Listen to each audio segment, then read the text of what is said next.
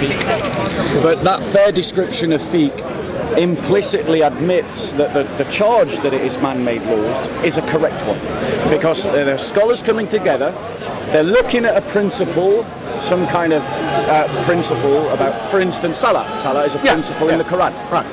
But there's no description of salah in the Quran, and there are multiple incomplete descriptions of salah in the hadiths. And so fiqh then steps in and it looks at all these multiple, it sees the principle of salah, it looks at the multiple incomplete descriptions of salah, and then it tries to organize those multiple incomplete descriptions and then try to organize them into a ruling about how to do salah.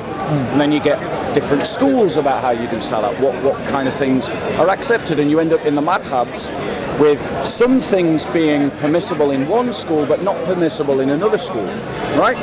Now that shows to me that it is man-made law.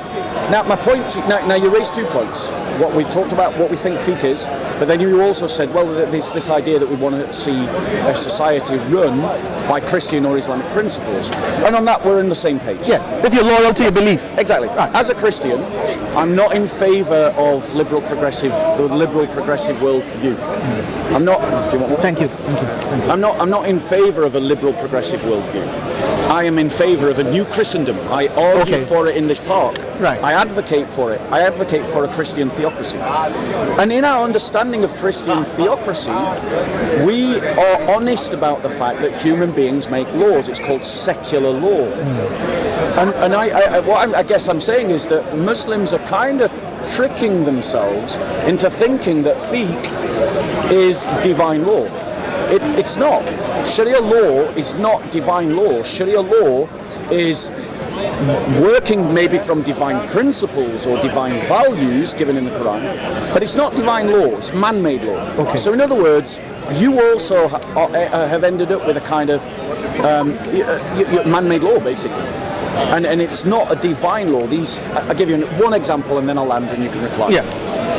So in one of the legal schools, it's something like you can't eat crabfish or lobster, and you like Hanafi. It's in the Hanafi school, and in the other 3 schools you can. But they're working from the same book, the same verse, the same passage, but they come by different principles of fiqh to different contradictory conclusions, right? And to me, if a law is from God, if you're claiming that a law is from God, it can't be man-made. And yet fiqh clearly is man-made law. It's no better than Western secular law. It's not different to Western secular law.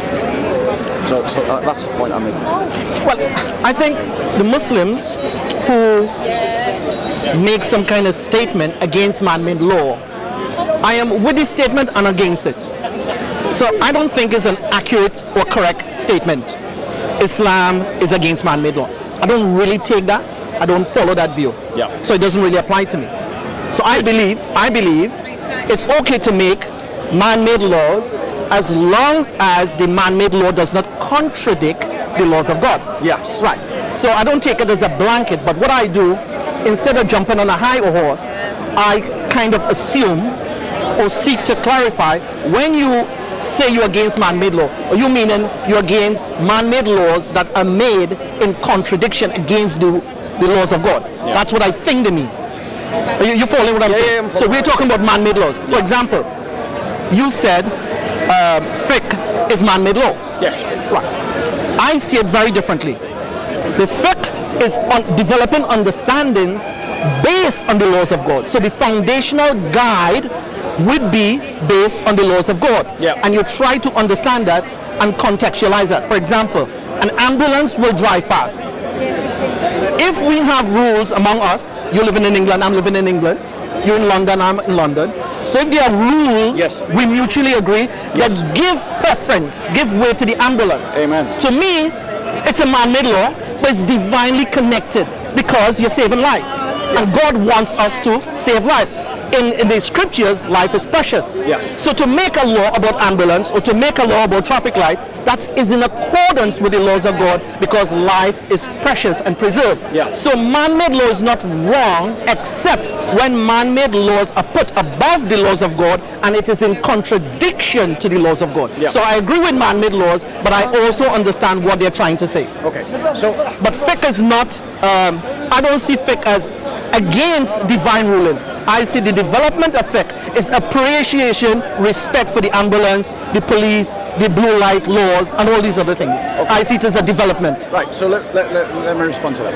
And I just want to thank you for the calm conversation and the fact that you can listen to me as much as speak, and that's really wonderful. That's what I've listened to you a lot. That's what Speaker's Corner is meant to be about. Right. So my point is, I want to some degree, part of my argument is just about correct categorization, right? But I don't want to slip into sophism. I don't want to slip into just arguing about words for their own sake.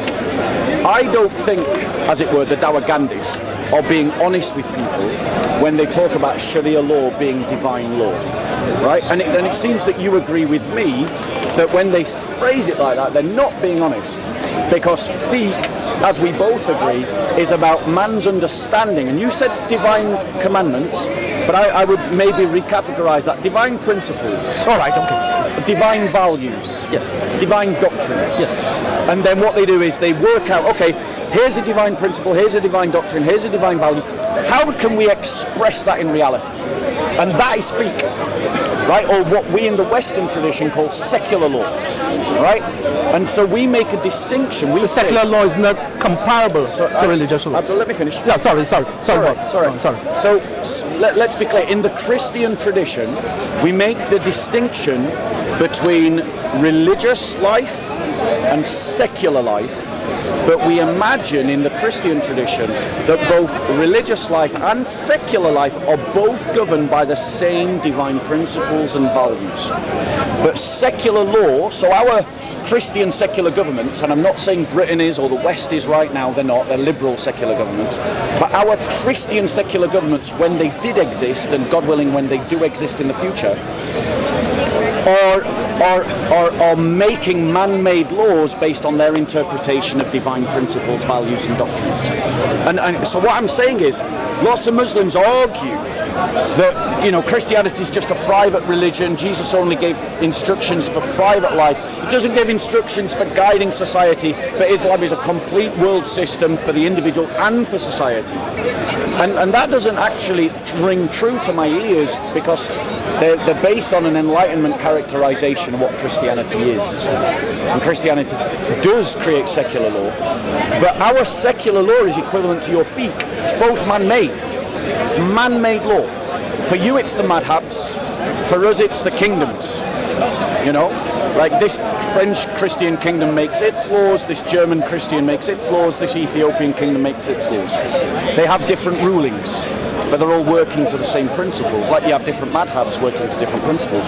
And so my critique is of this salesmanship, this idea of that Sharia law is divine when it's not, because it's made up of fiqh. Now, one other point, which I think is relevant, and then I'll land, right?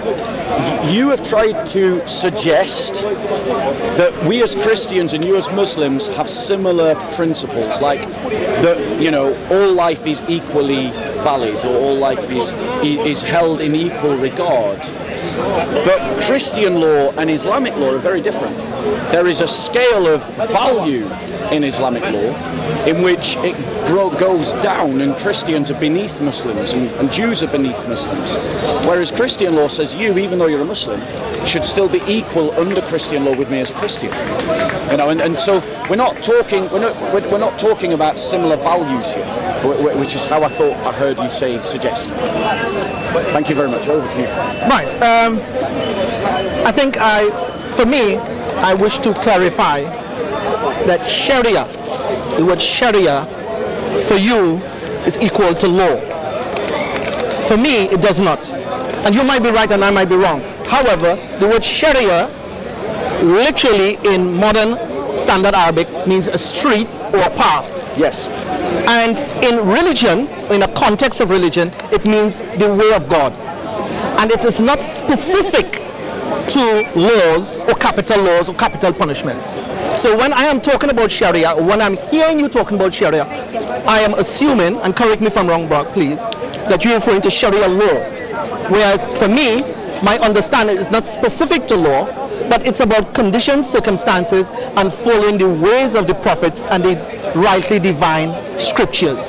That's what Sharia means to me. So I take a broader view of it. Now, you made some points about the Dawah group being dishonest. Yes. I can't comment on that. I can't comment on that, and I choose not to comment on that. But what I would say is that, which I said before, is that I strongly believe, no, I'm good. I'm fully covered down. Thanks. Yeah. I strongly believe that when it comes to the sanctity of life, Yeah. I think Muslims, Christians, and Jews in their book has a shared view on the sanctity of life. Right. Right. Now, I understand what you were saying before, that there's some kind of readings where, or some kind of understandings and interpretation where in a society, a Muslim is very different to a Christian in terms of some kind of value system. Right. I get what you're trying to get to. Yeah, I get that. But for me, my position is, I don't see the scriptures that I read, the Quran that I read, or the Islam that I follow, says that in law, two people should be treated unfairly on the basis of their faith. So for example, if you live in a Muslim country, or Britain becomes a Muslim country and you live in here, that you should be treated by law unfairly and I should be favored. I don't see the religion as purporting that. I don't take that view. And I do understand that some people may take that view. So, and I understand what you're saying. You may find that kind of information on the internet. But for me, I don't share those views. Right. Are you done? Yeah, sure. Okay. So, and I think your sentiments are very commendable. But that isn't the attitude of the Salafi. That isn't the attitude of the Sahaba. Because when it comes to blood money, for instance, when you look at that in the Hadiths, when he talks about blood money, he says that the blood money for a Christian is half that of a Muslim. If a Muslim kills a Muslim, one of the rights of the Muslim victim's family is to demand the death of the Muslim killer. It's called qisas, blood for blood, right? But a Christian can never, if they are murdered by a Muslim, the Christian family can never demand the life of a Muslim. And also, if they can only have blood money. But the blood money, say a Muslim family is the victim of say a Muslim kills a Muslim and a Christian, right? The Muslim family could claim the life of the murderer, the Christians couldn't. The Muslims, if they accept blood money, the value of blood money that is paid to the Christians cannot be the same as that of the Muslim.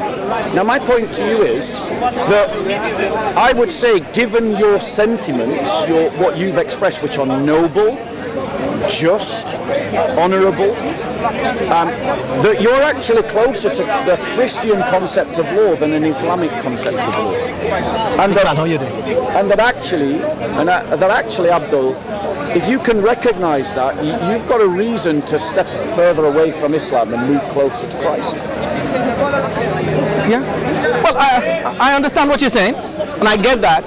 But from my perspective, when the Quran speaks about one person killing another person, the Quran does not advocate money for compensation of debt. The Quranic theme that I read from advocate forgiveness is better. So the Quran encouraged mankind not to kill each other, but in the event one man kill another man, then forgiveness is what the Quran is pushing. So that's the spirit of it. Now, in a case where we cannot acquire that, then some sort of compensation has to be adjudicated. Now, I don't want to go deep into this because I'm no expert in the matter. As a matter of fact, you may do more research in this matter than me. So I'm quite happy to listen to what you're saying. And I could possibly go back and do a little research and reading. But from what I have known, what I read, the spirit of the Quran is to avoid bloodshed. Avoid bloodshed as much as you can, and in the event of it happening, forgiveness and reconciliation is the better option for both parties. Right. Yes. So Again, very noble sentiments, very honourable sentiments, things that I laud you for, things that I applaud you for. But I think it's fair to say that maybe I have studied this more than you, right? Because, and I wanted to ask you a very direct question. It's Abdullah, right? Yes. A very direct question, Abdullah. Do you agree that a law that creates discrepancies of the equality of the value of the human person, as in saying that black people are not equal to white people, or that Christians are not equal to Muslims, that such a legal system should be rejected by every good, conscionable person? Should we reject those kind of legal frameworks? Sort of. Sort of. Meaning to say, the whole concept of equality, I'm not with it. Neither am I from a liberal perspective. But from what you're saying, the discrimination, the superiority thing, obviously I'm not with that. Brilliant. So I'm with you on that. Good. But at the same time, I'm not trying to suggest that everything is equal and all of us is equal. We're not equal. We have never been equal. We have never been treated equally. That's a fact of life. No, but I understand what you're saying. From what you said, I agree with that. Right. Yes. So, I would point out to you, Abdullah, and you can please go away and research this. Yes, yeah, of course. In all the four main madhabs, all of them uphold religious apartheid. Now, I gave you an example. Religious apartheid. A religious apartheid, yes. Okay. Where Christians are second-class citizens to Muslims. Now, I gave you an example from Qisas and Bloodman, right? That was the first example. But another example of the same is, and maybe this one is one that you're actually familiar with, okay, is that as a Muslim in the Sharia law, you can marry a non-Muslim Christian or Jew, right? As a wife. You can have them as one of your wives. But a woman, a Muslim woman, even if she's in love with a Christian man, can't marry a Christian man.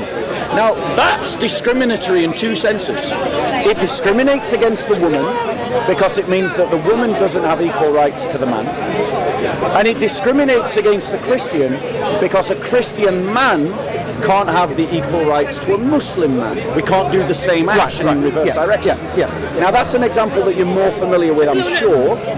And so this would be a demonstrable example of discrimination in Sharia law that you've just agreed just 2 minutes ago that is something we should step away from. That is something we should oppose and we should remove ourselves from. So do you condemn that practice within the Muslim culture that you could marry a Christian or a Jew, but I can't marry a Muslim in Sharia law? Now, let me see if I can wrap my head around this, Bob. Yeah, okay. First of all, as I said before, I don't believe in superiority. I don't believe in equality. And I don't believe that in a family structure, every party is equal. I don't believe in that. Yeah. Right. And from where I come from a Christian background, raised in a Christian home, single parent, very poor, from Trinidad and Tobago. We come from a background where the man is the head of the home. Yes. He's the sultan, he's the authority of the home. Okay. And there's no equal rights between the wife and the husband. The children doesn't have equality. So now, if we look at that structure, we can see that similar structure in history, in kingdoms, in Christianity, and in some parts of Judaism. Yes. Now, so to take that now from an Islamic point of view and equate that to apartheid, I am not sure I'm with you on that one, because you mentioned apartheid. It is apartheid. Right. So if you call this apartheid, that's fine, I will take that. So I will accept this apartheid being historically context, historically referenced, both in the Jewish scriptures, Jewish practice, Islam, and Christianity. Okay. That is, number one, in a family structure, the man is not equal to the woman. And it's the exact same thing in Islam. Now, some of the modernized Christians will want to move into the equality, saying man and woman is equal, and therefore Islam is apartheid because Islam does not agree. And I think this is where some of the arguments come. Some of the Muslims take tension or take issue with the Christian community to support the modernist agenda in reconstructing the family life into making everybody equal. Right. And to some extent, they give the woman more rights than the man, and they give the children more rights than the father, that even a child could call the police and get both parents locked up in prison. So I understand where that tension is, but I'm not with you on the point where we should buy into the modernization of equality within a family structure where man and woman and child, everybody's equal. Okay, so I think you've kind of missed the argument that I've made. So allow me to remake it. Because you went off into a segue. Okay. And you attacked a position I don't hold. Okay. I don't agree with equality. I agree with you that equality is not a Christian value. But I do believe in equality under the law, which is a different concept. And so what we've got here is, I agree that, children are not equal to their parents. The Christian position is that a man is the head of his own household, right? These are social structures, and those social structures should be honored, and those social structures should be supported by culture. Sanctified. They should be supported by auxiliary laws that uphold those values. But what I mentioned was an example in which Islam enshrines and encodes a discrimination towards women in adjacent to Muslim men. So saying that a Muslim man can marry a non-Muslim woman, but a Muslim woman can't marry a non-Muslim man. And that then also discriminates against the Christian man, because based on your logic, there's no actual objection to Muslims, women marrying Christian men, because we both agree the man is the head of the household. And so the man should govern his house according to Christian love, in love and charity, in which he honors his wife and loves his wife like Christ loves the church. Yes. That Muslim woman is going to be in a good position because she's being loved like Christ loves the church. That's a good thing, Whereas in Islam, you're saying that marriage can't happen, so you're discriminating against the man and you're discriminating against the woman, but your reasoning to justify that doesn't justify the discrimination. Okay. Because that's a social value. Yes. And what you're doing is you're creating an inequality in law, so it is a religious apartheid. Now let me ask you this question, Abdullaah. Let's imagine we create a society in which Muslims don't have the same rights as Christians in a Christian society. Would you object to that? If Muslims, for instance, let's say that if someone converts to Islam, we should kill them. If that we shut down mosques where, or we forbid the building of mosques or forbid the repairing of mosques, or we said, for instance, that Muslim men can't marry Christian women, but Christian men can marry Muslim women, and we support that in law. Or we said that Muslims can't do dawah on the street. Be honest with me now, Abdullah, would you call that Islamophobic? Would you say that that's discrimination? Would you say that that's unjust? Can I reply to the first point you make and then get to that second point? Of course you can, yeah. That's what I've been doing. So, you said, which is very crystal clear, discrimination and apartheid. Those are two very powerful words. Correct. And what you're saying, the mere fact that a Muslim man is allowed to marry a Christian woman, but a Christian woman is not allowed to marry a Muslim man. Sorry, a Christian man can't marry a Muslim woman. Right, a Christian man cannot marry a Muslim woman. And for you, that's apartheid. That's an example of apartheid, yes. Yes, that's apartheid. But the question is, do you call what's happening in Palestine and Israel apartheid? Are you handing the conversation back to me? I'm just trying to build a little bit of ground. I'll let you into the definition of apartheid. I'll let you make into. No, so I'm just trying to build some ground. Because for me, when we use the word apartheid, yes, we send in very strong messages. Except if you work for the media and you're trying to evoke some exaggeration. But the question is, when we use the word apartheid and discrimination, these are two very powerful words. Do you want an example of an apartheid state? No, just I'm asking, for me, my question is, which I want you to help me. Do you see the Zionist actions for the past 80 years as apartheid? That's the question I'm trying to ask. Okay, and I will address that. I want to make. And if you agree with that, then we're going back to the same point. So an example of an apartheid state is Saudi Arabia. Saudi Arabia applies apartheid laws in which Christians don't have equal rights to Muslims in Saudi Arabia. They can't practice their religion publicly. people can't convert to Christianity from Islam. Christians don't have equal compensation rights for blood money or in terms of qisas. Christians can't marry who they want. Even if a Muslim wants to marry a Christian and a Christian wants to marry a Muslim, that can't be allowed. Right. So that is my example of an apartheid system, right? Classic example. So that is a classic Islam. Perfect example. Perfect example of an apartheid system. Right. And I'm saying that good people should oppose that system. And in Israel, none of those matter. That there is discrimination in Israel, But not apartheid. I'm getting to it. All right, go on. There is discrimination in Israel.